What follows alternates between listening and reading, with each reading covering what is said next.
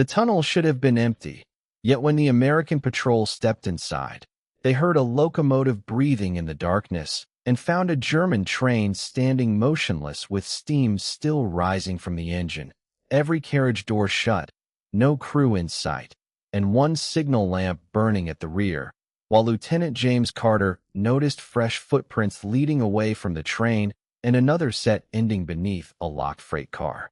In April 1945, Lieutenant James Carter led 12 American soldiers along a damaged railway line outside Fulda after engineers reported that German forces had abandoned several supply trains during their retreat.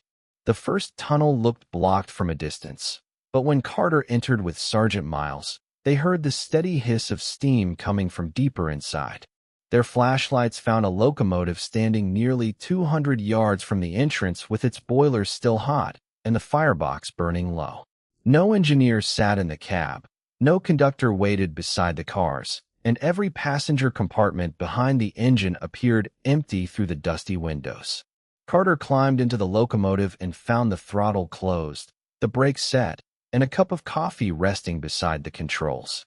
Miles touched the metal rim and found it still warm, proving the crew had left recently enough that the train should not have been abandoned without explanation. Private Evans walked toward the rear cars and discovered muddy footprints crossing the track toward a maintenance passage in the tunnel wall. Another line of prints ended beside a locked freight car, where someone had scraped fresh marks around the lower door hinge. Carter ordered 2 soldiers to follow the passage while he examined the freight car. The padlock carried a German railway seal, but the number had been scratched away and replaced with a handwritten code that did not match the markings on the rest of the train. The maintenance passage opened onto a wooded slope above the tunnel, where Evans found a discarded German railway jacket and a civilian suitcase containing bread, socks, and an American identification disc. The tag belonged to Private Walter Briggs, an American soldier listed missing after a road ambush 3 weeks earlier. Carter returned to the train and ordered the freight car opened carefully. Inside were hospital blankets, empty ration boxes, and 6 wooden benches bolted to the floor, but no prisoners or cargo remained anywhere in the compartment. Miles noticed one blanket had been folded around a metal railway key and a torn medical form. The form carried Briggs's service number beside a German name, suggesting someone had entered him into a German transport system under another identity.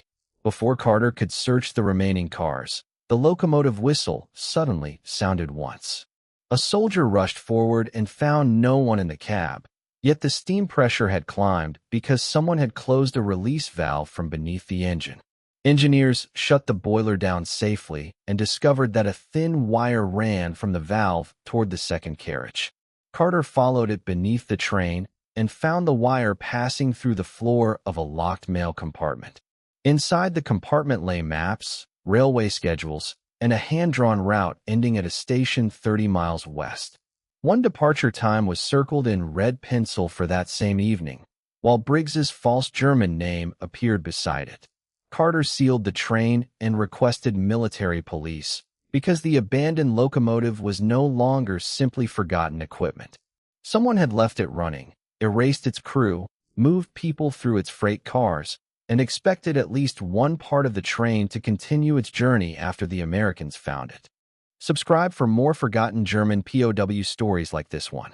Military police arrived before noon and moved the train out of the tunnel under guard. Carter remained with the records while Captain Robert Hale questioned railway workers from a nearby town who had surrendered after the German evacuation. One station clerk recognized the locomotive immediately and said it had arrived the previous night, carrying wounded soldiers and administrative staff. He remembered seeing 3 men in civilian coats board near midnight, even though no civilians appeared on the official manifest. Hale compared the station log with the paperwork recovered from the mail compartment and found that 2 cars had been removed from the train before it entered the tunnel. One was a medical wagon, while the other carried captured Allied equipment according to German records. The clerk insisted the medical wagon had still been attached when the train left his station. Carter checked the couplings and found fresh grease where one car had been disconnected after departure, meaning part of the train was missing somewhere between the station and the tunnel. American reconnaissance teams searched sidings along the route and located an abandoned medical wagon behind a disused factory. Its doors stood open, and inside were bloody bandages, torn prisoner uniforms, and several identity tags belonging to British and American soldiers. One medic found a scratched message beneath a bunk reading, "Not hospital" in English. Beside it, another hand had written the number 17, which matched a station code on the red-circled schedule from the train. Carter traveled to Station 17 with Hale and 2 military policemen.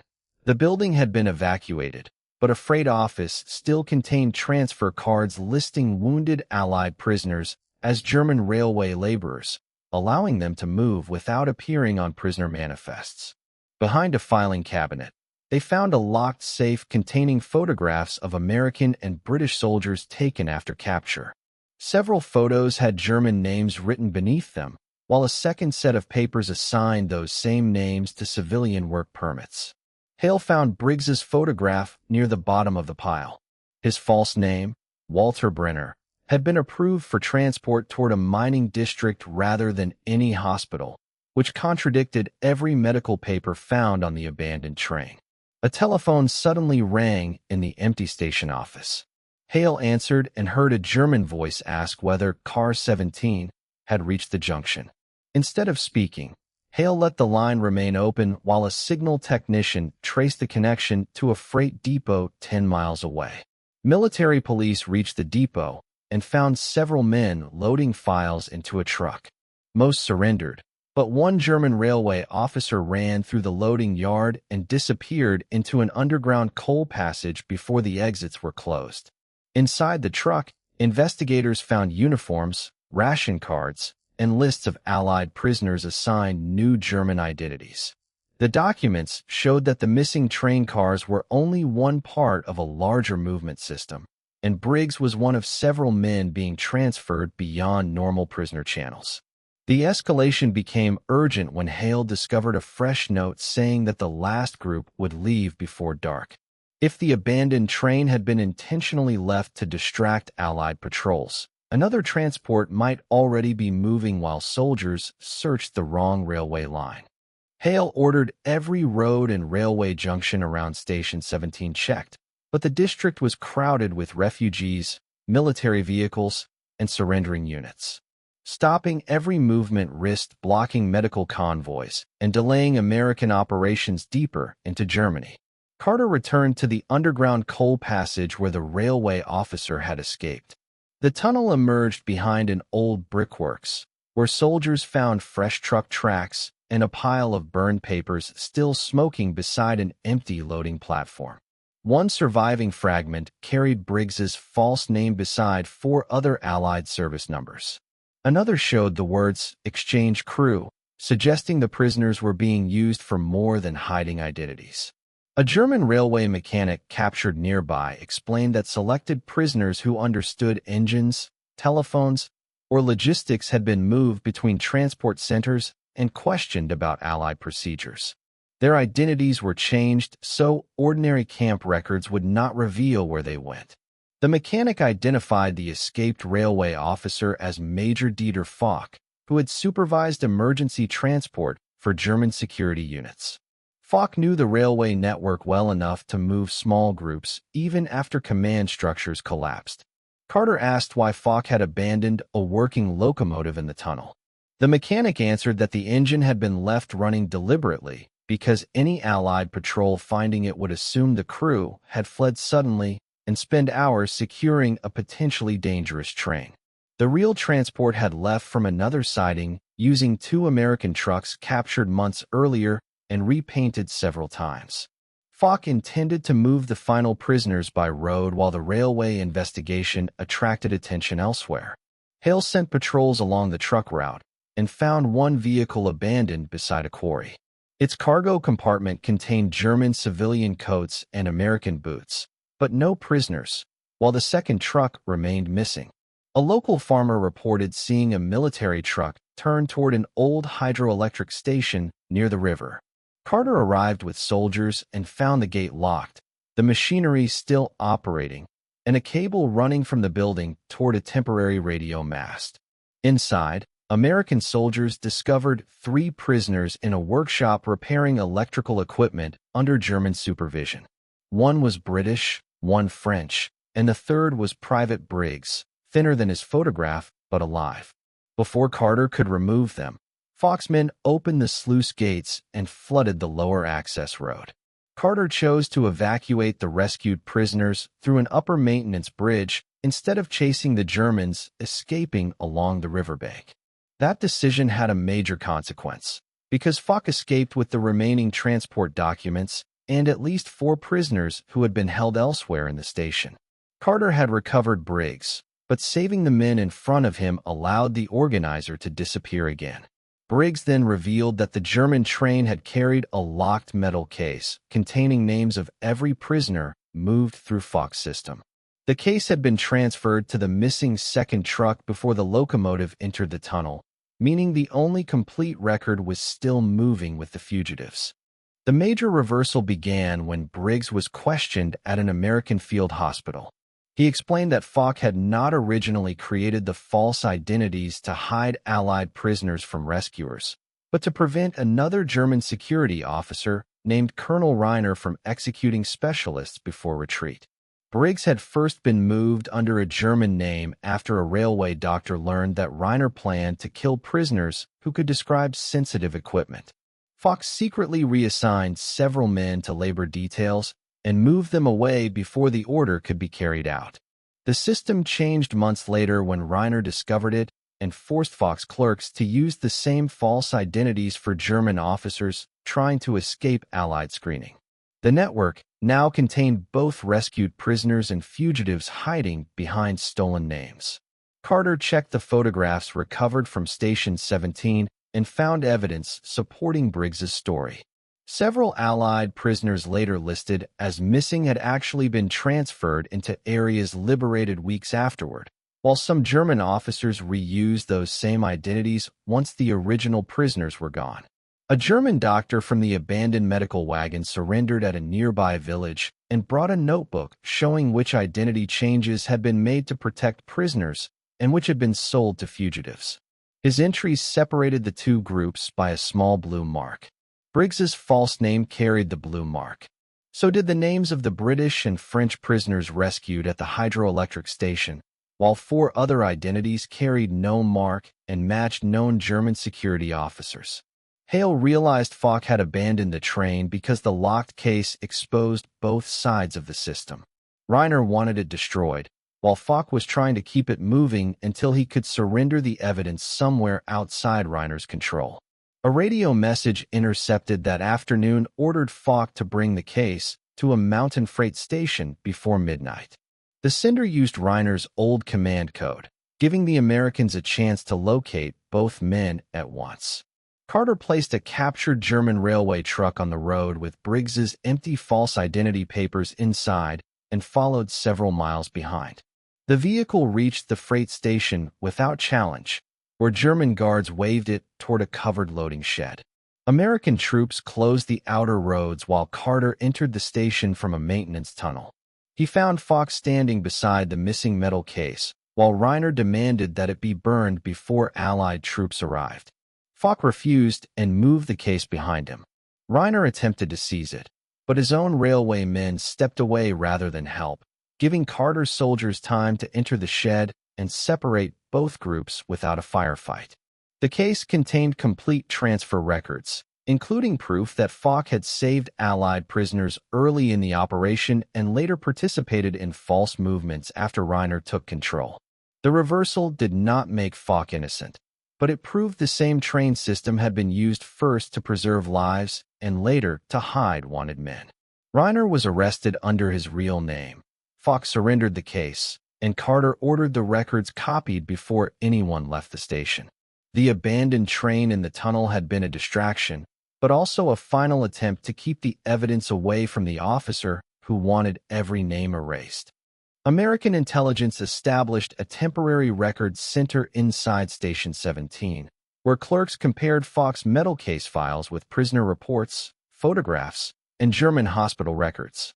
Each false identity received a separate explanation showing whether it had protected a prisoner or concealed a fugitive. Briggs identified 3 Allied men listed under German names who had never reached the hydroelectric station.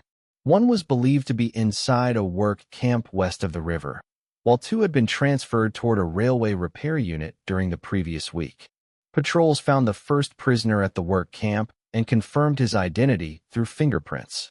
The remaining 2 were located aboard a refugee train after Carter sent their photographs to every checkpoint along the route. The investigation also uncovered 6 German security officers traveling under names once assigned to Allied prisoners.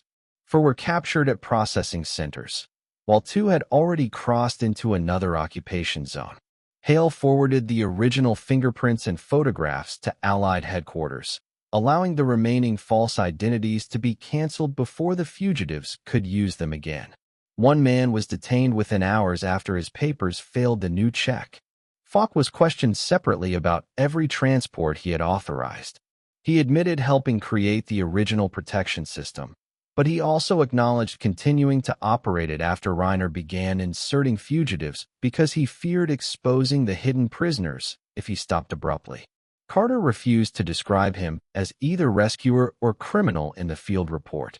Instead, each action remained tied to its own record, leaving later investigators to determine responsibility without erasing the lives saved or the crimes enabled. Reiner faced an immediate inquiry over the execution orders and misuse of prisoner identities. The doctor's notebook, Fox's case, and Briggs's testimony were entered separately, so no single witness carried the whole case. The abandoned locomotive was finally moved from the tunnel after engineers inspected every carriage. Beneath the floor of the locked freight car, they discovered a compartment containing the original identity plates that had started Fox's system. Each plate was photographed and matched to the restored prisoner records. Briggs's plate was returned to the evidence office rather than destroyed, proving how easily his real identity had been replaced by another name. Carter ordered the tunnel reopened for Allied rail traffic only after every hidden compartment, signal wire, and freight lock had been removed. The train that had stopped the patrol for nearly a day could no longer be used as part of the network. The final irreversible event came when copies of the recovered list reached prisoner processing centers across the region. Every false identity in Fox's system became traceable, making it impossible for either a rescued prisoner or a fugitive officer to disappear permanently behind the paperwork again. Briggs left for an American hospital under his own service number, while the British and French prisoners traveled under restored identities. Fox and Reiner departed under separate guard, and the locomotive that had once waited mysteriously in darkness rolled out of the tunnel empty. Weeks later, Carter returned to the tunnel after the railway reopened and found Allied supply trains moving through the same darkness where the German locomotive had once stood breathing without a crew. The abandoned engine was gone, but one small brass identity plate from Briggs's file remained in Carter's evidence pouch until headquarters collected it. When he handed it over, the clerk replaced the false German name with Briggs's real service number, closing the last gap left by the train that had seemed empty when it was first found. Most people know how World War II ended. Very few know what happened inside these prison camps. Subscribe for more Untold WWII stories.